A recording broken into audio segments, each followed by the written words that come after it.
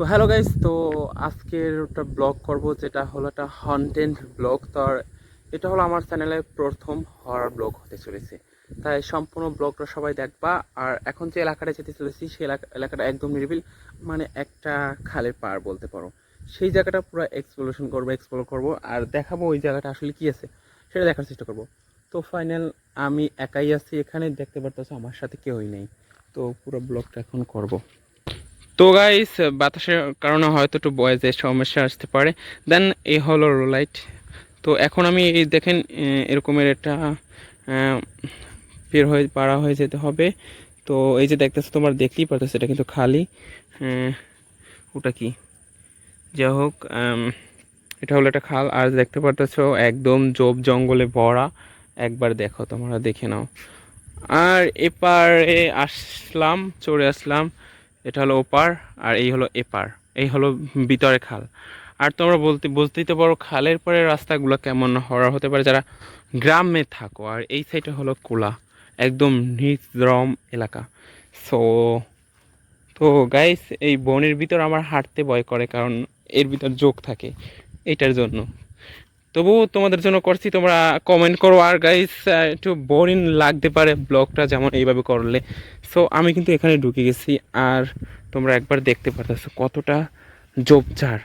আর এই ঝোপঝাড়টাকে কাটিয়ে আমি চলে আসলাম একটা বট গাছের কাছে, যেটা হলো একটা তাল গাছে গ্রা।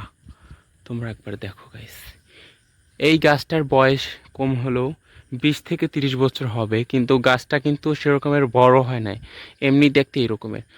আর এই গাছটা নাকি অনেকে এইভাবে দেখছে এতটাই। তোমরা একবার দেখো, একটা তাল গাছ দেখতে পারতেছো, ওই তাল গাছটাকে জড়িয়ে কিন্তু এই গাছটা, এটা এমনি দেখাইলে অনেকটা বড়ই হবে। তোমরা একবার দেখো, রাতে এইগুলা দেখতে আসলে কেমন। তোমরা যদি আমি কথা বলা বন্ধ করে দিই, শুধু ঝিঝি পোকার ডাক শুনতে পারবে। দেখো একবার, আমার ফ্ল্যাশের লাইটে শুধু এইরকম দেখাইবে, তো এই লাইট মানে দেখাবে কিন্তু পুরো সব কিছু দেখাবে, যেমনটা তোমরা দেখতে পারতেছো। সো এই যে দেখো উপরের গাছগুলো রাতে দেখতে কেমন লাগে, একবার দেখতে পারতেছো। ওই তাল গাছের শিরা আমার একদম মাথা। আর এই গাছটা একবার দেখো, এই শুরু হয়েছে ওই একদম গাছটা শুরু হয়ে ডালপাড়া ছড়িয়ে ছড়িয়ে কিন্তু এই গাছটা ছড়িয়ে ছড়িয়ে কিন্তু একদম এই নিচে আসছে। আর এখানে সাপকোপ থাকতে পারে, এটা তো অবশ্যই থাকবে। তোমরা যেরকমটা দেখতেছো, ভিতরে যাওয়াটা আর অনেকটা রিস্ক, কারণ ওখানে যাওয়ার মতন সেরকম কোনো নেই। তবু আমি সামনে এগিয়ে যেয়ে দেখাবো যে সামনে আমি যেতে পারি বা কিনা। এটা হলো একটা অভিজ্ঞতা বলতে পারি। সো গাইস, একবার দেখো, এর ভিতরে যাওয়া মানে কি অবস্থা, মানে এর ভিতরে যাওয়াই যাবে না, মানে একবার তোমরা দেখো কি অবস্থা হয়েছে এখানে। মানে একদম রাস্তাঘাট পথ বন্ধ বন্ধ হয়ে গেছে, আর চারোদিক জ্বর, যার জন্য আমি সামনে এগিয়ে যেতে পারবো না। তবু গাইস, তোমাদের কি মনে হয় যে এই জায়গাটার বিষয়ে তোমাদের কি মনে হয়? আসলে গাইস, আমি যেটা মনে করি,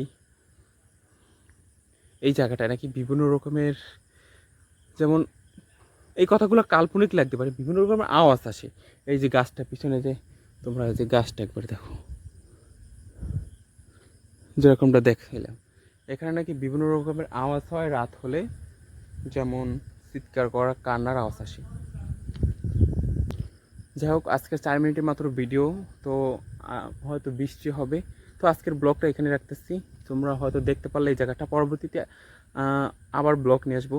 ততক্ষণের জন্য গুড বাই।